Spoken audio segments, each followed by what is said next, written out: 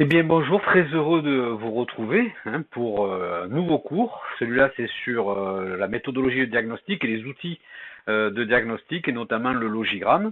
Donc le logigramme c'est une représentation graphique qui va nous permettre de mettre une suite logique de contrôle à mener notamment afin de pouvoir prendre des décisions quant aux résultats que l'on pourra avoir sur des mesures que nous ferons. Voilà. Donc ça, c'est important que vous sachiez. Alors, des constructeurs ont déjà leur propre logigramme qui souvent sont écrits dans des formes qui ne sont pas normalisées, alors que le logigramme, lui, euh, académique, a ses formes, des formes bien particulières qui représentent bien quelque chose, on va le voir par la suite, mais enfin tous les constructeurs vont utiliser des logigrammes qui vous mettront à votre disposition dans les revues techniques, ça sera donc à vous de savoir les interpréter, les utiliser et bien les comprendre, c'est donc l'objet de ce cours. Donc pour vous, ça va vous permettre donc de comprendre et d'utiliser un logigramme en utilisation normale, et puis ensuite, en le créant, en vous demandant de le créer aussi des petits logigrammes très simples, ça va vous permettre aussi d'améliorer votre logique de réflexion, d'organiser également vos actions de façon chronologique, de façon à optimiser votre qualité de diagnostic, puisque vous le savez que le mot maître dans l'emploi, c'est la rentabilité. Donc plus vous serez rapide et efficace dans la façon de mener un diagnostic, plus effectivement vous serez rentable et donc votre patron aura beaucoup plus d'objets à vous garder qu'à vous licencier. Donc il est important, alors souvent dans la tête des élèves, quand l'on parle de commencer à rédiger, c'est une notion de perte de temps.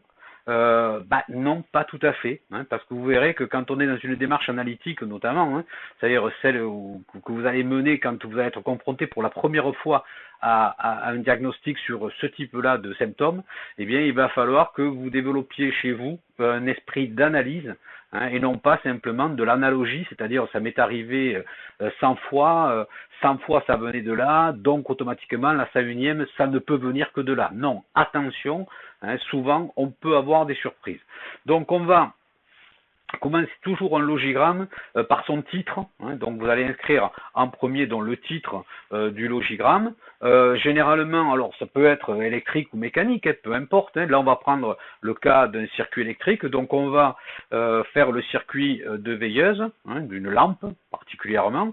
Donc on va insérer sur son logigramme le schéma simplifié et indexé du système qu'on va étudier. Donc là, le cas, on a une batterie, un fusible, une lampe, un interrupteur, et tout cela est relié donc à une batterie. Cette batterie, vous voyez qu'à chaque point de connexion, donc qui deviennent des points de contrôle.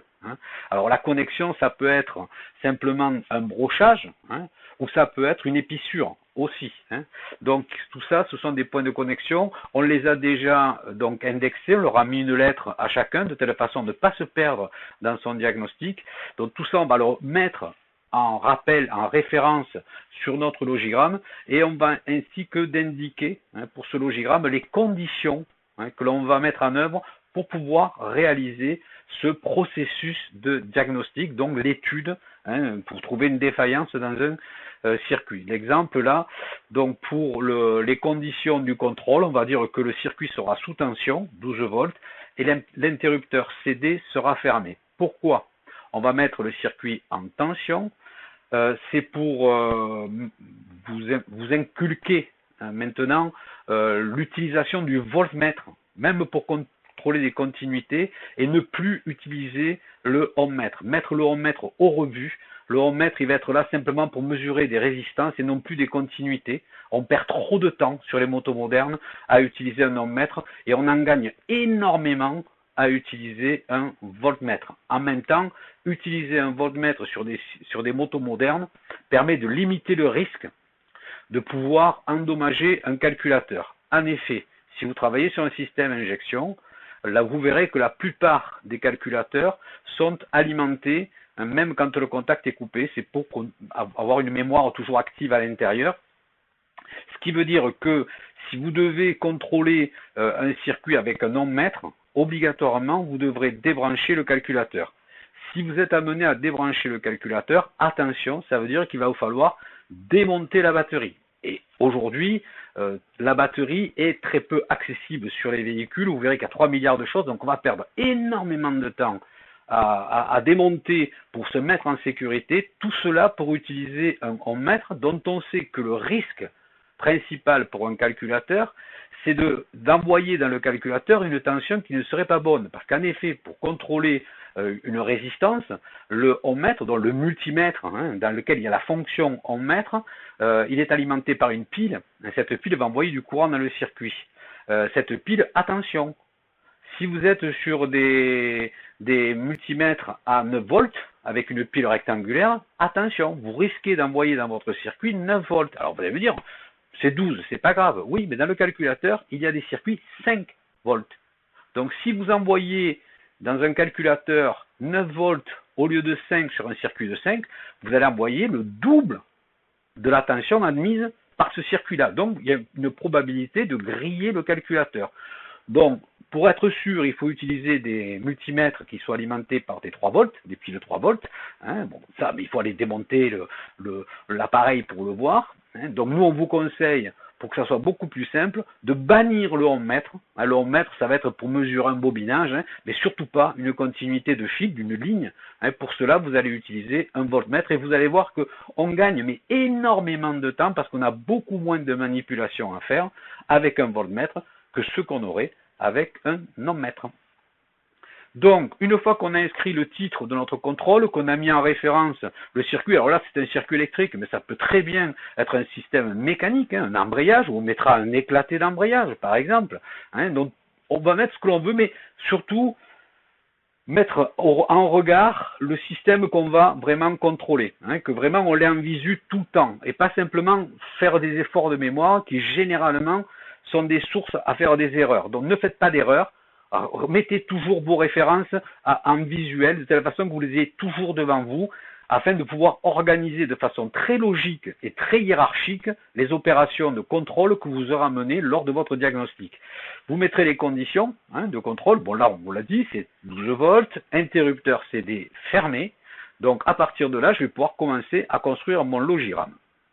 Alors pour le construire, mon logigramme, vous pouvez le faire bien sûr sur le papier au départ, dans un atelier, des fois on le fait très vite sur une feuille pour aller beaucoup plus vite. Maintenant, quand on veut le faire de façon académique, il va falloir qu'on le fasse à l'ordinateur. C'est un travail scolaire que là on vous demande. C'est pour vraiment vous induire la construction réelle d'un logigramme. Pour cela, vous allez pouvoir utiliser sur tous les logiciels d'écriture, Word, ODT, etc. Vous avez toujours un outil, un outil dessin, qui va vous donner l'organigramme. Vous l'avez ici, vous voyez là, ici vous avez donc des organigrammes, c'est-à-dire donc des formes géométriques qui ont déjà été mises dans le document et qui vont vous permettre de pouvoir travailler, trouver, utiliser la bonne forme pour dire la bonne chose, puisque chaque forme va vouloir indiquer quelque chose, elle aura une fonction. Une fois qu'on a fait ça, donc on va commencer notre logigramme. Donc notre logigramme va commencer tout le temps par début. Tout le temps. Pour cela, vous allez utiliser la forme terminaison, qui est dans les outils de dessin qui sont fournis dans le carré organigramme. Vous allez utiliser ça. Vous allez ensuite mettre une flèche pour descendre, puisqu'on va aller de haut en bas, de façon très logique. Donc on va mettre quelle est l'opération que l'on va mener en premier. Donc c'est le rectangle processus, vous le verrez dans vos outils, vous avez le processus. Là on va contrôler si la lampe est alimentée en 12 volts. Voilà. Alors ça c'est le début, tout simple. Voilà. Effectivement on a 3 possibilités, on l'a vu précédemment. Pour qu'une lampe s'allume, il lui faut qu'elle soit intégrale, donc son filament soit intégral. Il faut qu'elle soit alimentée en plus, donc en polarité 12 volts, et qu'elle soit alimentée en moins, donc en polarité 0 volts. Voilà. Si on a ces 3 conditions qui sont réunies, la lampe s'éclaire. Et si jamais une de ces 3 conditions n'est pas présente, automatiquement, donc ça devient une problématique, la lampe ne pourra pas s'allumer. C'est ce que l'on a vu avec des fonctions et que l'on remplace par des fonctions où il faut et un filament intégral et une alimentation plus 12 et une alimentation 0, donc masse. Et c'est, si jamais j'ai un problème, c'est où le filament n'est pas intégral, ou la lampe n'est pas allumée, n'est pas alimentée en 12 volts, ou elle n'est pas alimentée en 0 volts en masse. Voilà, donc une fois que j'ai fait ça, je vous ai mis également les outils qui nous seront nécessaires pour travailler. Vous avez tout ce qu'il faut. Le schéma est là, donc je continue mon processus de contrôle. Donc je vais contrôler si la lampe est alimentée en A. Comment je vais le réaliser? Eh bien, je vais mesurer donc avec cette forme de losange un peu étirée. C'est une donnée, dont la donnée c'est je vais mesurer la tension en A. En fait, je vais relever le potentiel qui est en A. Normalement, vu la configuration de mon schéma, le potentiel attendu en A, c'est 12 volts, puisqu'on est sur une ligne plus. Automatiquement, je vais mettre en dessous un losange, mais vraiment losange, qui est un moment de décision. À cet endroit-là, je vais indiquer comment je vais mesurer la tension en A. Donc, on a vu précédemment que quand on veut contrôler une polarité 12 volts, on va toujours mesurer le point où il y a 12 volts par rapport à son opposé, c'est-à-dire 0 volts, la masse.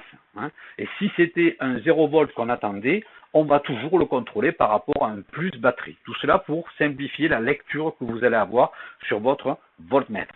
Donc, du coup, je vais mesurer la tension entre le point A, donc U, et le point E. On remarquera donc que le point A, c'est celui qui est connecté à l'ampoule. Le point E correspond au moins batterie, qui peut passer par la masse, si on a vérifié avant. Oui, petit préambule quand même, il va de soi que quand on va faire un contrôle électrique, on s'assure toujours que la source énergétique, la batterie, est fonctionnelle. Donc elle a sa tension, elle a sa capacité, elle a toutes ces choses-là. On ne le fait pas avant, on ne le fait pas après. On mesure avant, pourquoi? Parce que le résultat que je vais attendre, cette mesure entre le point A et le point E, eh bien, ça va être la tension de la batterie qu'il faut que je trouve. Si je n'ai pas la tension de batterie, là, je risque d'avoir un petit souci. Donc, je fais ça. À partir de là, je suis sur une case de décision. J'ai deux possibilités. Soit j'ai la valeur que je mesure qui est égale à la tension batterie, soit je ne l'ai pas. Donc, je regarde. Donc, soit je l'ai, auquel cas, je vais continuer et je vais mettre un oui sur ma flèche. Ça veut dire, je suis en train de vous indiquer que j'ai mesuré ma tension, qu'elle est correcte, et que donc je continue mon processus de diagnostic. Si je ne l'ai pas, je vais partir de l'autre côté. Donc là, je partirai perpendiculairement et je vais mettre un non pour dire voilà, je ne l'ai pas. Mais maintenant, qu'est-ce que je vais faire? D'accord? Donc, je ne l'ai pas. Qu'est-ce que je vais faire? Alors, si je l'ai, je vais aller faire un autre contrôle. Par exemple, je vais vérifier si la lampe est alimentée en 0 volts. Auquel cas, je vais mettre que je vais mesurer la tension en B, puisque c'est l'autre point de mon ampoule. Donc, je vais mesurer la tension en B. Donc, je continue comme ça. Ou alors, je ne l'ai pas. Et auquel cas, qu'est-ce que je fais pour rétablir la situation? Eh bien, pour rétablir la situation, il va falloir que je contrôle ma ligne, ma continuité entre le point A et le point F, c'est-à-dire entre le plus, la borne plus de ma batterie, jusqu'à la borne plus de ma lampe. Et donc, je vais, au milieu de tout ça, je me rends compte que j'ai un fil entre F et G, j'ai un fusible entre G et H, et j'ai un fil entre H et A. Donc, il va falloir que je vérifie si tous ces éléments sont continus. Il est évident que si en A, je n'ai pas 12 volts, si je n'ai pas la polarité 12 volts, ça veut dire que dans cet intervalle entre A et F, il y a un moment où le circuit est ouvert. Donc, je vais mener le contrôle de cette continuité. Si je l'avais trouvé, je passe à autre chose. Donc, je passais au contrôle, par exemple, de B. Si j'avais en B 0 volts, auquel cas, la troisième hypothèse qu'il me reste, c'est l'ampoule qui aurait un problème au niveau du filament. Donc, à ce moment-là, je contrôlerai mon filament. Ou alors, si en B, je n'ai pas 0 volts, il va falloir que je contrôle ma ligne entre B et E. Voilà ce que je devrais faire. Donc moi, ce que je vais vous demander aujourd'hui, c'est de faire le logigramme en exercice. Vous allez faire le logigramme du contrôle de la continuité de la ligne AF. Donc la ligne AF, c'est celle-là. Donc vous allez me continuer ici. Alors vous pouvez recommencer un logigramme en disant que vous contrôlez. Le début, ça sera contrôle de la continuité de la ligne AF. Et vous utiliserez en modèle ce que vous avez à l'écran, donc les formes avec les décisions, les processus, les données. Vous allez les utiliser. Sachez toujours que quand vous remettez en état un système, par exemple, vous trouvez un fusible qui est grillé, eh bien, une fois qu'on a remplacé le fusible, on va vérifier si le résultat qu'on attendait au départ et qui nous a permis de déterminer que le fusible était défaillant, eh bien, est-ce que ce résultat, maintenant, on l'a retrouvé? C'est-à-dire, est-ce qu'on a rétabli fonctionnellement notre système? Il faut toujours faire un autocontrôle de ce que l'on vient de faire, de l'action que l'on vient de mener, parce que on peut très bien tomber sur une ampoule ou un fusible qui soit défaillant alors qu'il est neuf. Alors nous, bien sûr, 95 fois sur 100, ou voire 99 fois sur 100, quand on va sortir une ampoule d'une boîte neuve, on va la mettre, elle va fonctionner, elle va être en état. Oui, mais le jour où on tombe sur une ampoule qui n'est pas en état, ou un fusible qui est caché, on ne voit pas ce qu'il y a dedans, vous allez le mettre à la place, et bien automatiquement, vous risquez d'avoir un petit souci. Donc il faut toujours faire un contrôle de la mesure que l'on voulait faire au préalable, et cette mesure-là, qui était défaillante, nous avait permis de partir sur notre fusible. Toujours faire cet autocontrôle. C'est vraiment impératif, et c'est vraiment une règle que vous devez toujours avoir à l'esprit. Quand je fais quelque chose, et que je l'ai fait, je vérifie si je l'ai correctement fait.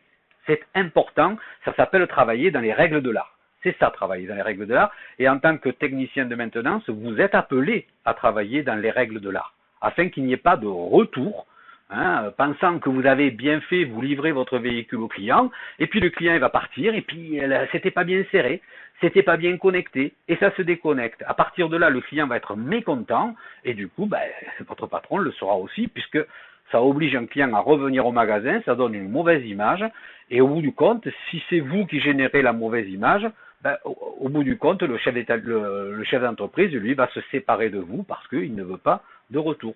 Voilà, donc vous avez ce petit logigramme à me faire, c'est à vous. On fera la correction évidemment en suivant, mais tout d'abord, c'est à vous, c'est pour donc la semaine prochaine pour ceux qui étaient présents au cours d'hier. Et puis voilà, vous avez les documents qui ont été donnés via Discord, à vous maintenant de les utiliser et de me rendre ce document, attention, je le veux sous forme informatique, donc vous pouvez le faire à la base au crayon et au papier sur une feuille, mais ensuite vous allez me la reproduire sur informatique, et ce document que vous me renverrez, ce document devra être obligatoirement au format PDF. Pourquoi? Parce que quand on fait passer par les drives des documents aux formes ODT ou alors aux formes Word, on peut très bien avoir une mise en forme du document qui risque de partir dans tous les sens. Donc quand vous avez terminé, vous imprimez uniquement la page qui est concernée, donc là par exemple ce logigramme, vous l'imprimez en PDF et vous m'envoyez la version en PDF. Voilà, je vous remercie et je vous dis bien sûr à très vite pour corriger et ensuite continuer notre série de cours à distance. Au revoir.